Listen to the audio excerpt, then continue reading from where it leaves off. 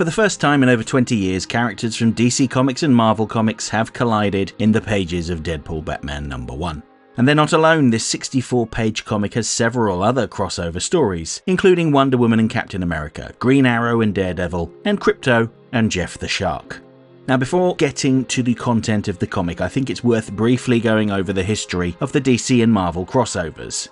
While artists like Neil Adams and John Byrne like to sneak in references to other companies' characters in the background, DC and Marvel first crossed over in Superman vs. The Amazing Spider-Man, published in 1976. This was so successful that it was followed up with a sequel, Superman and Spider-Man, and a Batman vs. The Incredible Hulk special. These were printed in large formats called Treasury Editions and took place in their own universe where all of the comic book characters existed together, giving us a glimpse at the conglomeration of IPs that we've seen in recent decades. These were followed up with Uncanny X-Men and the New Teen Titans in the 1980s, before the two companies went all in with DC vs. Marvel in 1996. Fans could write in and cast their votes on who would win in battles: Batman vs. Captain America, Superman vs. the Hulk, Lobo vs. Wolverine, and so on, with the overall winning universe surviving and the losers being obliterated. Of course, to prevent this from happening, the Spectre and the Living Tribunal combined the two universes, creating the Amalgam Universe, with mashup characters like Darkclaw, Spider-Boy, and Super Soldier. By the story's conclusion, the two universes were separated and everyone was back to normal. The era of crossovers came to an end thanks in part to remarks made by Joe Quesada in 2002, although it is worth noting that the JLA Avengers crossover, which had been in various stages of development since the 1980s, was published in 2004, but after that there were no more crossovers, not even the sublime-sounding Batman Daredevil crossover by Brian Bendis and Ed Brubaker. And that basically brings us to 2025, where the first brand new DC and Marvel crossover has been released. So what changed? Well, most of the people that were outraged with Quesada's remarks don't work at DC anymore, and Quesada has left Marvel. In fact, he seems to have mended that bridge because he draws variant covers for Batman comics. Now, with the best will in the world, I cannot say that this comic features any significant stories that will have a lasting impact. By being a multi-company crossover, there's just no way that this could be earth-shattering. Having said that, this is an enjoyable book, with some fun stories, and one of them in particular is very touching. I thought it was a smart move to include multiple crossover stories, especially short ones featuring characters that may not be able to justify an entire book on their own. I'm sure there are people that would love to see a Guardians of the Galaxy crossover with Green Lantern, but I doubt it would sell as well as a book starring some of DC and Marvel's flagship characters. So I'll talk about each of the stories in the order that they appear. Up first is the titular Deadpool Batman crossover, written by Zeb Wells and illustrated by Greg Capullo, which sees the Joker creating enough Joker venom to poison all of Gotham, and Batman has to stop him. However, Deadpool has been hired to capture Batman by the Joker with amusing side effects. I liked Deadpool's introduction as he comes crashing through the window at Wayne Manor, echoing the bat that inspired Bruce Wayne to become Batman. Deadpool has no idea that Bruce Wayne is Batman though. Instead, he assumed that, being a billionaire, Bruce Wayne would have some people he'd want killed. But Bruce Wayne is not that kind of billionaire, or so he says. There's a lot of crass humour, like Deadpool assuming that he'd interrupted Bruce masturbating because he was sitting on a computer in a dressing gown. But it's very much in line with the Deadpool movies. I can practically hear Ryan Reynolds delivering those lines when reading the book. Deadpool only leaves because he's seen that the bat signal has been lit, but obviously Batman now knows to expect him. For as deadly as Deadpool is, he is no match for Batman, who utterly trounces him. And I really enjoyed how Deadpool insists it's an even match when he's battered and bleeding while Batman hasn't even broken a sweat. Deadpool feigns respect for Batman and pledges to help him catch the Joker. After all, they're both insane, so they can think alike, right? But it was all a ruse to help him capture Batman. At the Joker's hideout, we're told how this crossover came to be. Joker sought an accountability buddy to help him stop self-sabotaging and achieve his dreams. Clarion the Witch Boy had advised him that his perfect match was Deadpool from another dimension, so he had to use a cosmic treadmill to bring him over, or get the Reverse Flash to do it for him.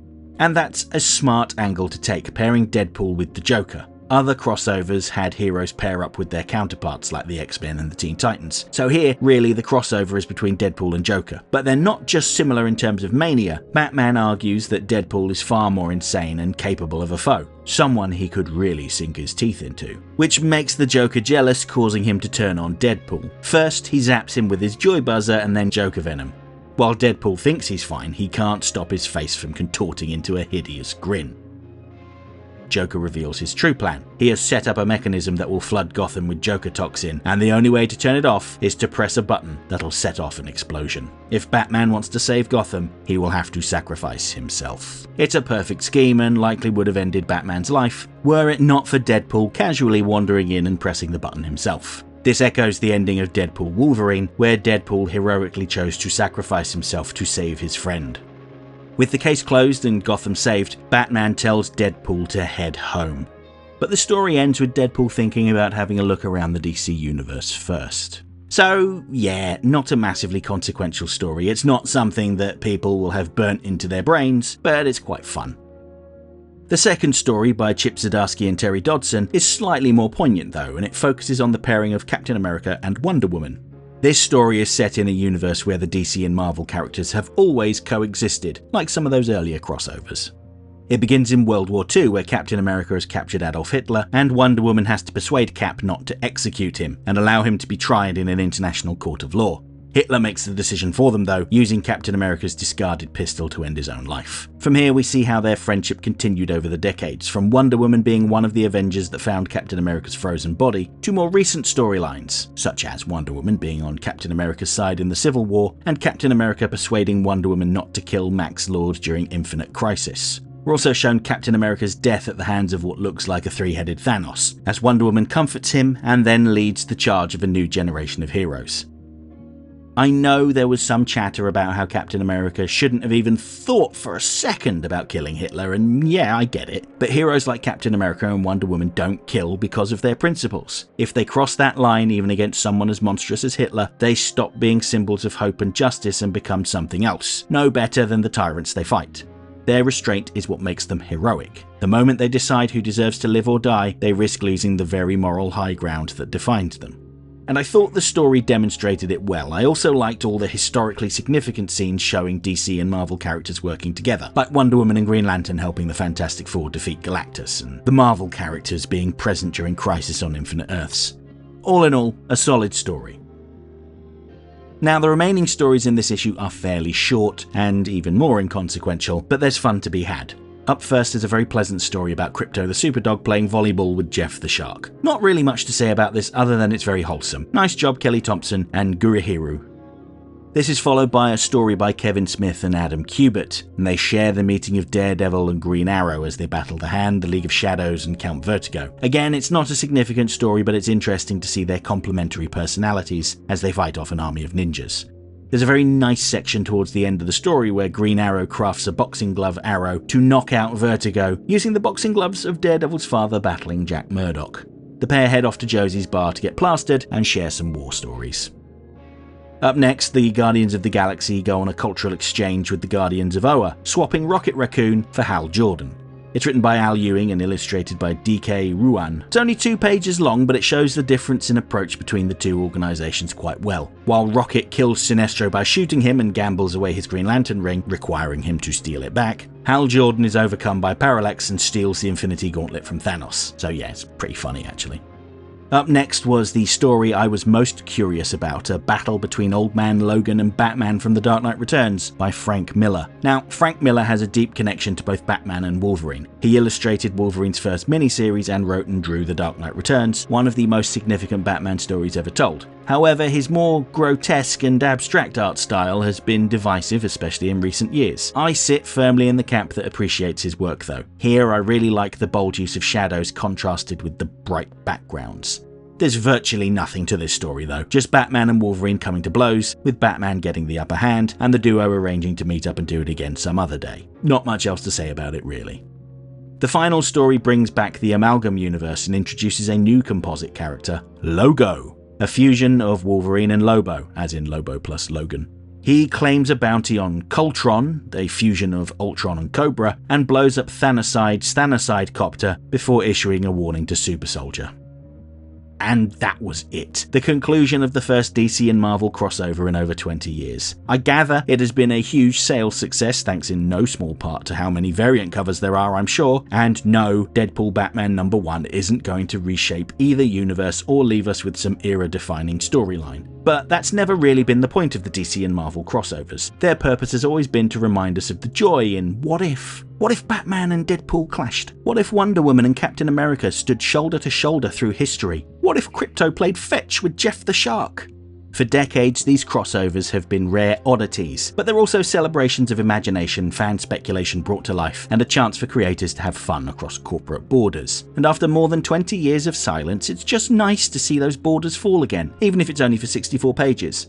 At least until November's Batman and Deadpool crossover from DC Comics, which also includes crossovers between John Constantine and Doctor Strange, Nightwing and Wolverine, the Hulk and Harley Quinn, and Static and Miss Marvel. And yes, I will be talking about that comic too. Deadpool Batman #1 is available now from all good comic shops. While the first print has sold out, you may still be able to find copies at your local retailer, but if not, don't worry, a second print is on the way. At time of recording, this comic is not available digitally. Boo. So I'd like to share some cool news about a project I'm working on at the moment. Over to you, past me. Hello everybody, I'm joining you on camera today because I've got some very exciting news to share. As I'm sure you're aware, I have spent several years writing video essays about Batman the Animated Series, and I'm very excited to tell you that I am bringing out a book. It's called Rogues Gallery, and it brings together 22 essays that focus on some of Batman's most fascinating villains. From Two-Face and Clayface to Catwoman and beyond. These were some of the characters that helped make this one of the greatest animated shows ever created. And I want to make it clear that these aren't just copies of my YouTube scripts. The essays have been expanded and refined for the page, offering more detail and insight that go beyond the videos.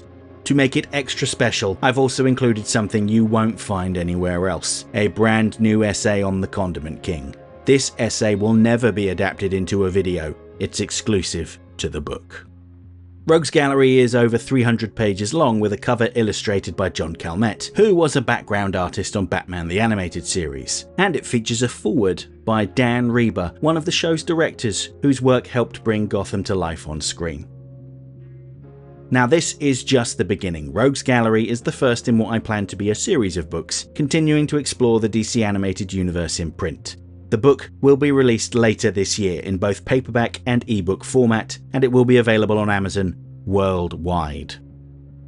So keep an eye out because Rogues Gallery arrives later this year and I can't wait for you to read it.